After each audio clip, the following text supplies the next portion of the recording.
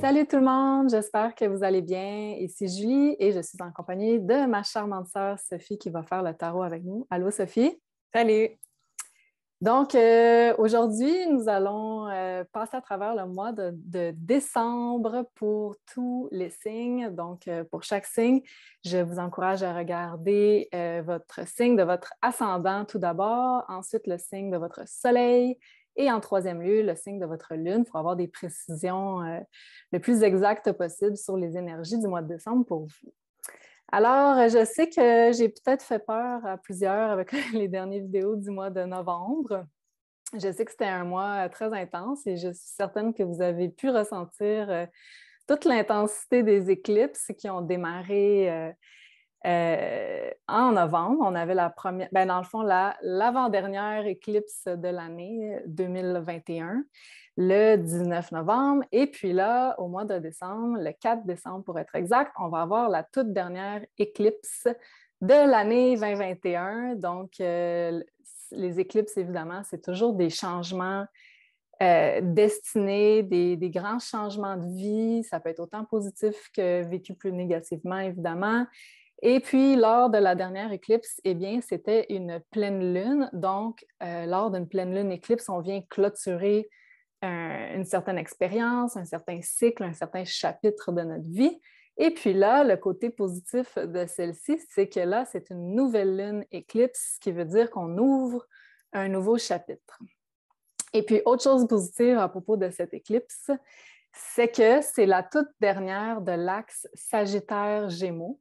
Et puis, on a démarré les éclipses au sein de cet axe-là en juin 2020.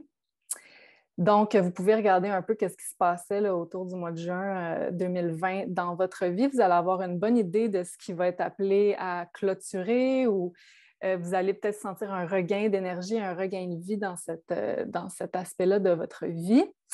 Puis, donc, juin 2020, on avait le début de ces éclipses-là au sein de l'axe Gémeaux-Sagittaire.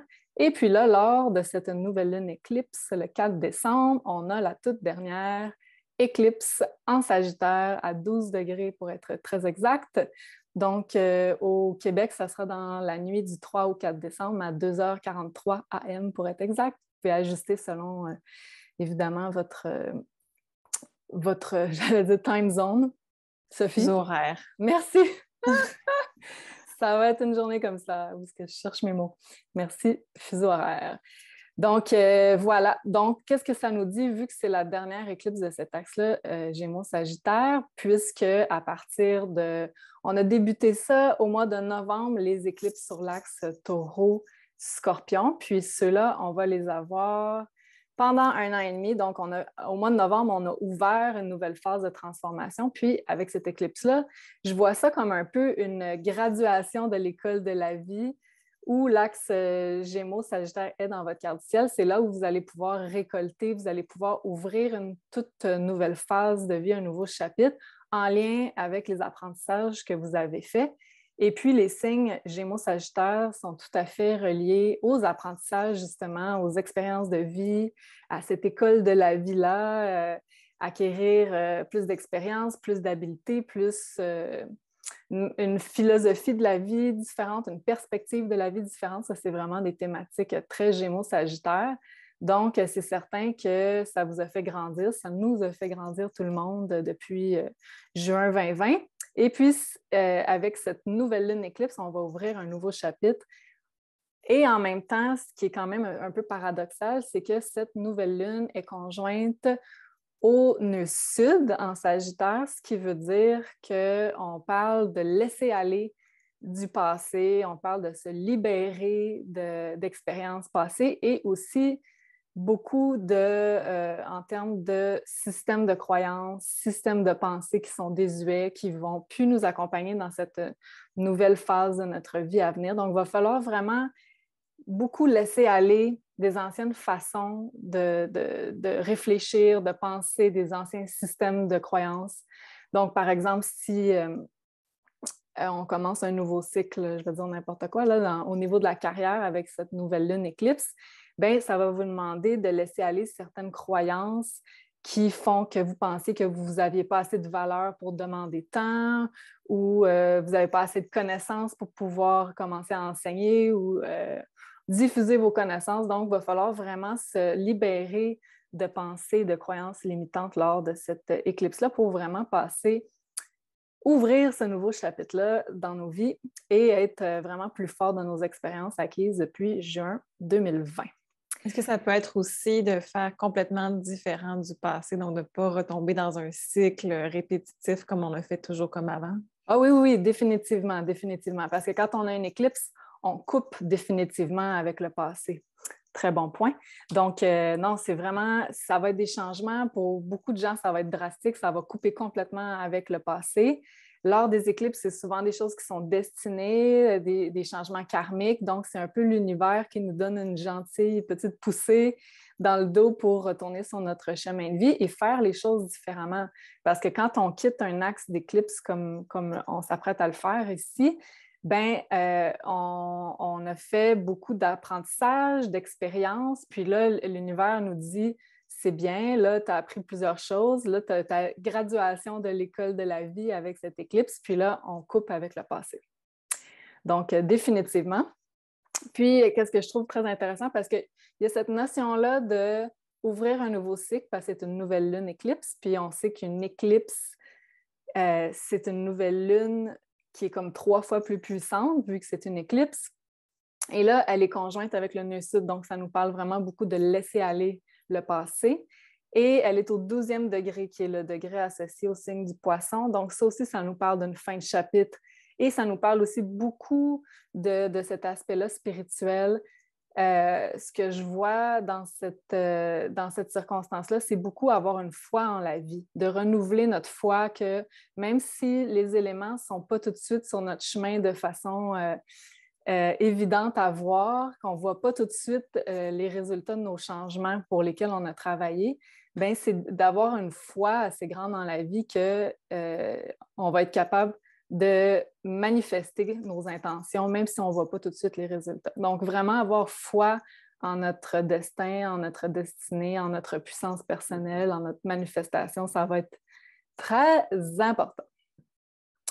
Il y a aussi Mercure qui est très près de cette éclipse nouvelle lune-là. Donc, quand je parlais tantôt de système de croyance, d'autant plus amplifié avec Mercure qui nous parle beaucoup de processus mentaux.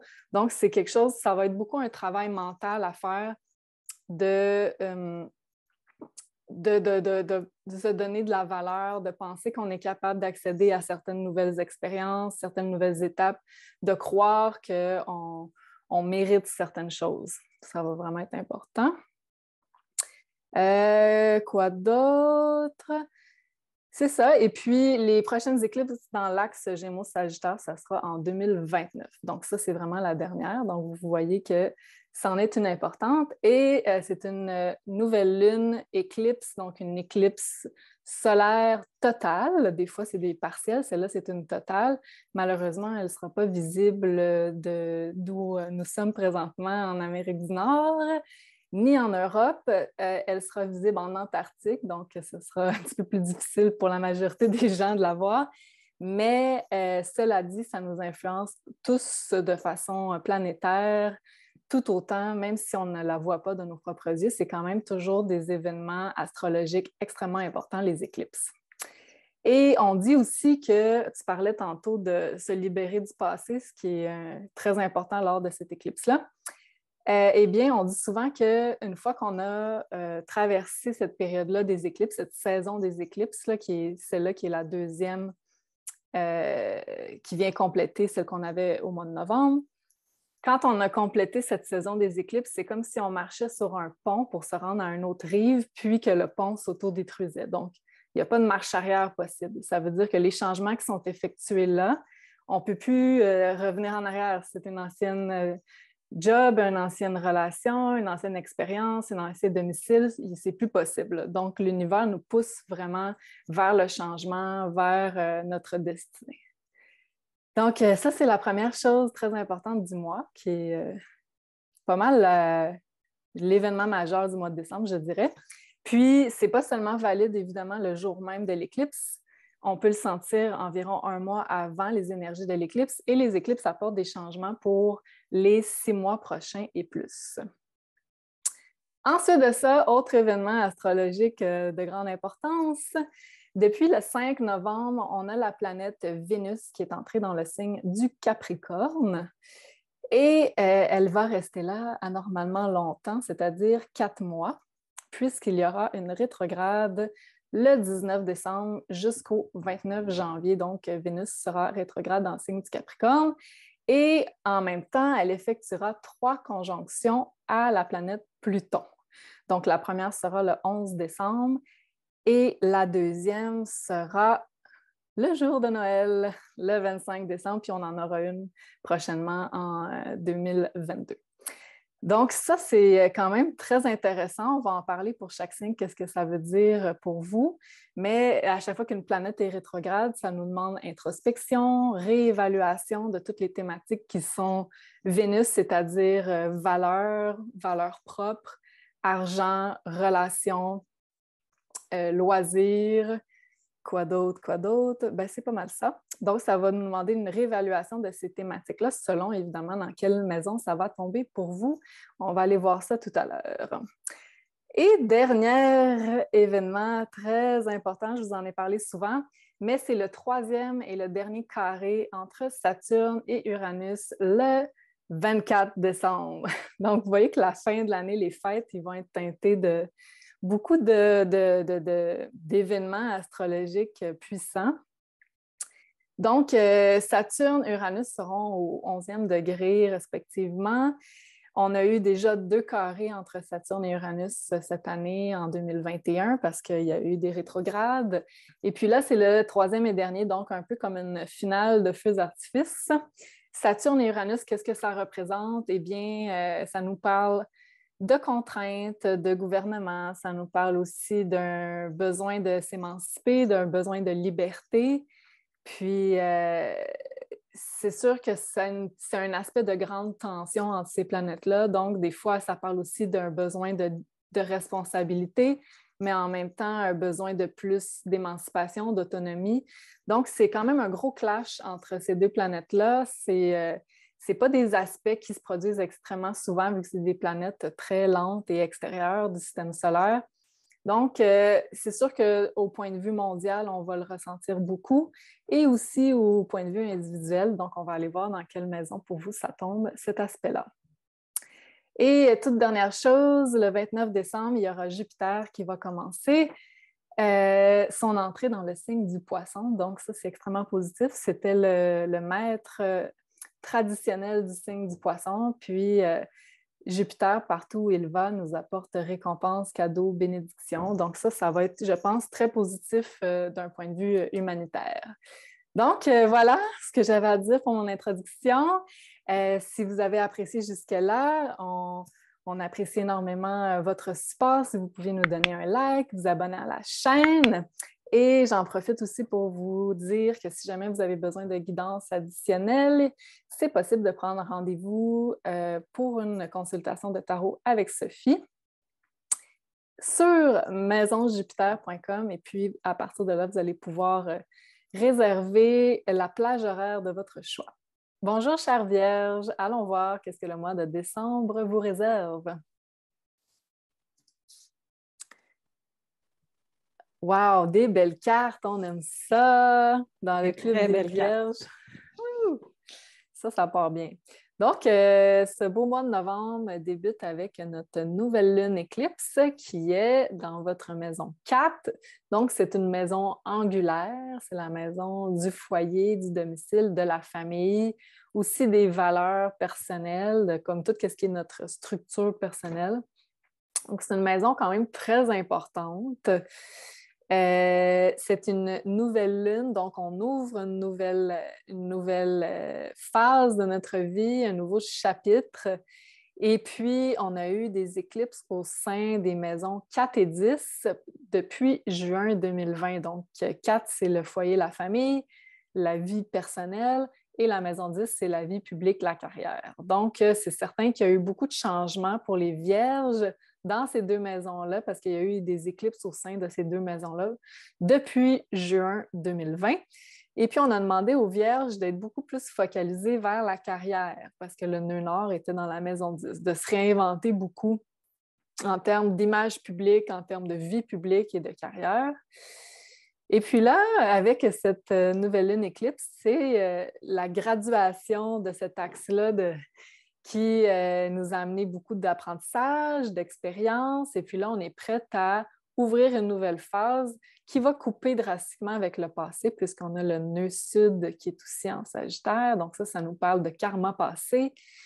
Et ça nous demande tout d'abord de changer nos valeurs, de changer, pas nos valeurs, mais de se remémorer premièrement nos valeurs, mais nos croyances par rapport à nos valeurs. C'est ça que je voulais dire. Donc, de vraiment éliminer des croyances qui nous limitaient par rapport à ce qu'on était, notre valeur personnelle. Ça, c'est beaucoup la maison 4. Donc, qu'est-ce qu'on pense qu'on vaut? Qu'est-ce qui est aligné avec nous. Donc, c'est vraiment un changement de perspective, de laisser aller certaines limitations, c'est beaucoup mental aussi avec ce Mercure-là. Puis, avec le signe du Sagittaire, ça nous parle toujours de perspective, puis de système de croyances. Donc, ça nous demande de laisser aller certaines croyances qui sont désuètes, qui ne nous permettront pas de passer dans le prochain chapitre de notre vie qui va être beaucoup plus positif. Donc, ça pourrait être un nouveau départ en lien avec un nouveau domicile, une nouvelle situation familiale. Encore là, ça peut, pour plusieurs vierges, il va y avoir des déménagements, puisque le signe du Sagittaire est aussi relié au déménagement. Mercure aussi, ça peut parler de mouvement, puis la maison 4, ça nous parle de domicile. Pour certains, ça va être des déménagements à l'étranger, puisqu'on est dans le signe du Sagittaire. Quoi d'autre? Ça peut parler aussi de guérison de certains patterns familiaux, de certaines relations à certains membres de famille.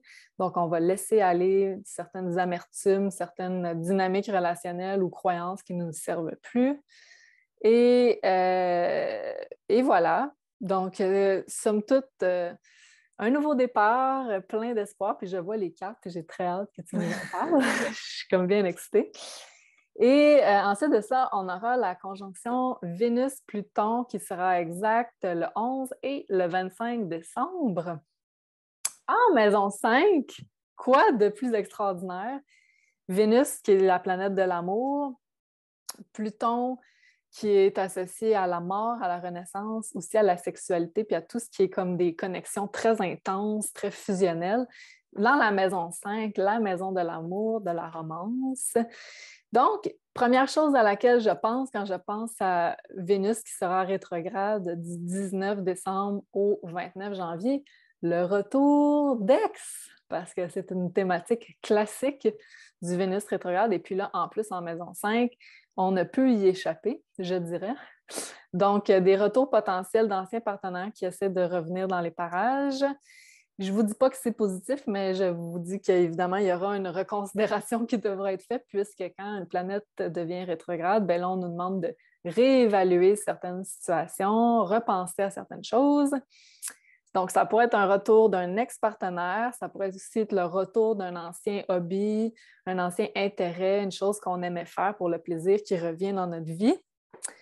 Réévaluer la relation entre sa valeur propre et le choix de partenaire amoureux, très important. La maison 5, ça nous parle aussi de confiance en soi.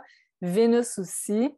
Donc, quand Vénus sera rétrograde, bien, on pourrait sentir qu'on est on a moins de confiance, moins de valeur, mais là, ce ne sera que temporaire, ce sera juste pour repenser à qu'est-ce qu'on mérite, qu'est-ce qu'on aimerait attirer si on est célibataire comme partenaire. Quoi d'autre? Ben, ça va donner quand même énormément de charisme et de sex appeal, ces deux planètes-là mises ensemble dans la maison 5. Donc, si vous êtes célibataire, ça sera le temps de vous mettre out there. Ça sera vraiment intéressant.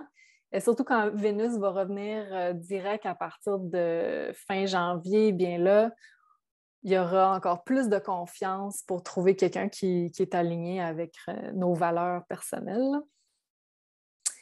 Ensuite, ben, c'est quand même un potentiel quand il y aura cette conjonction-là, Vénus-Pluton, de mettre fin à d'attirer certains types de partenaires qui ne sont pas vraiment bons pour nous. Donc, je le mentionne, puisque Pluton, c'est la planète de la mort, de la renaissance.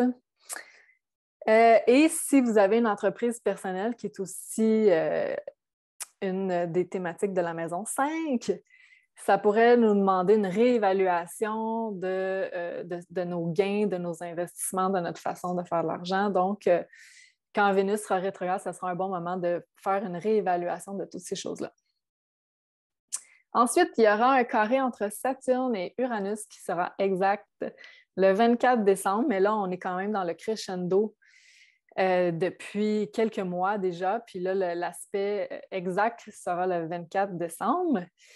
Donc, Saturne qui est en maison 6 depuis un petit bout qui nous demande discipline dans notre vie quotidienne, dans notre santé, d'avoir des saines habitudes de vie. Et il y a Uranus qui est ici en maison 9 qui nous demande de changer notre perspective de la vie, d'avoir plus d'éveil, spirituellement parlant aussi, de sortir de notre zone de confort, d'essayer des nouvelles choses, de parler avec des gens différents. La maison 9, c'est relié à l'étranger, à l'international, à tout ce qui sort de notre quotidien, de notre day-to-day. Mais là, il y aura quand même un aspect de grande friction entre ces deux maisons. Je ne trouve pas que c'est si dramatique parce que la maison 6, c'est quand même la maison associée à la Vierge. Donc, d'avoir une discipline dans la vie quotidienne, c'est une thématique que les Vierges connaissent très bien. Mais cela dit, il faudrait quand même faire attention avec l'aspect santé parce que c'est quand même une des thématiques importantes de la maison 6. Ensuite, Uranus a comme le goût de liberté, de voyage, de nouveaux apprentissages, puis il est limité avec ce Saturne-là qui est des responsabilités de la vie quotidienne. Donc, il y a quand même ce clash-là. Une planète veut une chose, l'autre planète veut d'autres choses, ils ne sont pas très compatibles, donc il va y avoir de la tension. Petite parenthèse, tu me dis que c'est limité par la maison 6, par les contraintes de la vie quotidienne, mais ça pourrait être de la santé, étant donné qu'est-ce qui se passe présentement mondialement aussi. Tout à fait, tu as bien compris. Oui, effectivement, la maison 6 étant la maison de la santé, puis Saturne étant la planète des contraintes. Donc oui, effectivement, il pourrait y avoir beaucoup de contraintes à ce niveau-là. Je suis certaine que vous comprenez de quoi je parle. C'est comme aussi Saturne nous demande d'avoir une routine dans la vie quotidienne. Uranus n'a pas envie d'avoir de routine, a envie juste de liberté, puis de s'exprimer, puis de découvrir. Donc, il y aura un clash aussi intérieur à ce niveau-là. Puis évidemment, c'est un blocage à notre liberté personnelle, puis dans nos déplacements, la maison 9, on aura envie de voyager, puis de sortir, puis de changer d'environnement. Ça ne sera pas nécessairement possible avec ce carré-là. Pour certains, je le mentionne, ce ne sera vraiment pas pour tout le monde, mais si vous avez des poursuites en justice, ça pourrait être aussi un aspect de tension en lien avec ça. La maison 9, c'est associé à la loi, à la justice.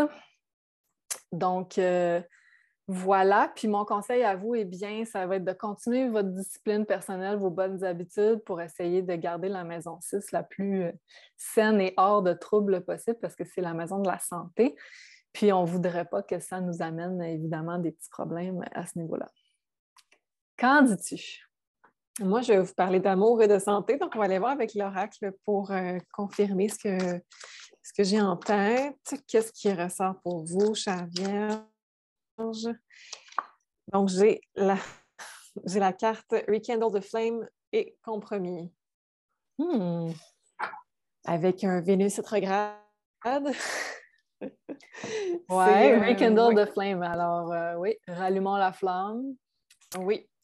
Je vais vous montrer les cartes qui sont un petit peu celles que j'ai pour vous, qui sont un tout petit peu différentes visuellement, mais ça reste les mêmes cartes, là, mais visuellement, il y a des variantes. Je vais apporter votre attention sur la coupe qui se trouve sur la tête de la reine. C'est une variante qui est très rare de trouver pour la reine de coupe. Donc, ce que je peux voir pour vous, c'est que on va parler d'ex qui revient, on va parler de toutes sortes de choses, mais au niveau personnel, votre bonheur personnel avec la carte ou la coupe qui représente le bonheur personnel est sur la tête, on dirait que trouver l'équilibre, trouver votre amour, le plaisir, l'amour, peu importe qu'est-ce qui vous apporte ce plaisir-là. On dirait que pour vous, c'est un peu difficile de le trouver ou de le garder ou vous avez peur de le perdre. Il y a quelque chose par rapport à un équilibre, une peur de fragilité de ce qui vous plaît, de ce que vous avez en tête, qui est présente pour ce mois-ci. Donc, s'il vous plaît, allez-y vers les choses que vous aimez. N'ayez pas peur de perdre quelque chose qui vous tient à cœur. C'est un mois qui est très beau. Vous avez la carte des amoureux, vous avez la carte de la reine de cœur, vous avez une carte oracle qui est encore plus belle. C'est un mois dans lequel, s'il vous plaît, mettez votre bonheur bien dans votre vie. N'ayez pas peur de le perdre. Allez-y, foncez dans vos projets, foncez dans des rencontres, dans l'amour. Évidemment, on évite de rencontrer le plus possible si c'est pour de l'amour sérieux pendant Vénus rétrograde. Mais si c'est pour un amant, si c'est pour une relation à court terme, allez-y. C'est une période dans laquelle c'est important pour vous de ne pas avoir peur de perdre quelque chose qui est, selon vous, fragile parce que vous allez voir que vous êtes beaucoup plus solide que vous le pensez, que vous avez beaucoup plus de contrôle sur vos émotions que vous le pensez, que ce n'est pas si fragile que ça. Donc, un mois dans lequel je vois que vous allez prendre plus de contrôle sur tout ce qui est plaisir dans votre vie. Prenez des choix un peu plus audacieux. Maintenant, par rapport à un ex qui revient, parce que la carte oracle, elle est bien dans ce sujet-là, puis vous avez aussi la carte amoureux. Avec la carte, la variante que j'ai moi, je pourrais vous dire que c'est une relation que vous idéalisez un peu trop, qui, une fois revenue, peut-être que c'est le bon moment de faire descendre du piédestal, de voir est-ce que c'est toujours ça. Dans un monde 3D, est-ce que ça peut fonctionner ou est-ce que ça ne fonctionne plus, de réévaluer le tout. Puis avec la carte qui est à l'écran des amoureux, on voit la montagne qui est à l'arrière, qui sépare les deux. Donc, avec la carte oracle compromis, c'est aussi beaucoup de compromis qui va être à faire. Donc, pour un couple existant ou pour une personne qui revient, si vous y tenez à cette personne-là, vous la voulez dans votre vie, il y a une montagne qui va être à gravir. C'est sûr que par rapport à la grandeur de la montagne et les deux personnes, la montagne, elle est petite, mais elle est quand même là. Donc, il y a des compromis à faire, il y a des efforts qui sont à faire. Mais si c'est quelque chose qui vous tient à cœur, c'est quand même une carte majeure avec la reine de coupe. C'est des très belles cartes, des très belles choses qui s'en viennent pour vous. Oui, wow! J'avoue, les amoureux de Lovers. Puis, oui, c'est ça, tu disais, j'avais oublié de mentionner ça, c'est un très bon point. Si c'est une nouvelle rencontre pendant Vénus rétrograde, c'est pas recommandé pour la simple et bonne raison qu'il y a beaucoup d'éléments qui vont nous être cachés, qu'on ne pourra pas vraiment voir de façon rationnelle, disons ça comme ça. Donc, si c'est une nouvelle rencontre, ça va être important d'attendre que Vénus redevienne directe avant de vraiment s'engager puis de prendre des décisions importantes, parce que c'est certain que quand Vénus va redevenir directe, c'est là qu'on va vraiment voir plus clair sur une certaine personne ou une certaine relation. Donc, voilà, précision importante. Donc, voilà pour vous les Vierges. J'espère que vous avez apprécié. Si c'est le cas, n'oubliez pas de nous donner un like. On apprécie votre support. Merci à Sophie. Merci. Et on vous souhaite de très joyeuses fêtes. Et on vous revoit très bientôt pour les vidéos de l'année 2022. Donc, à très bientôt tout le monde.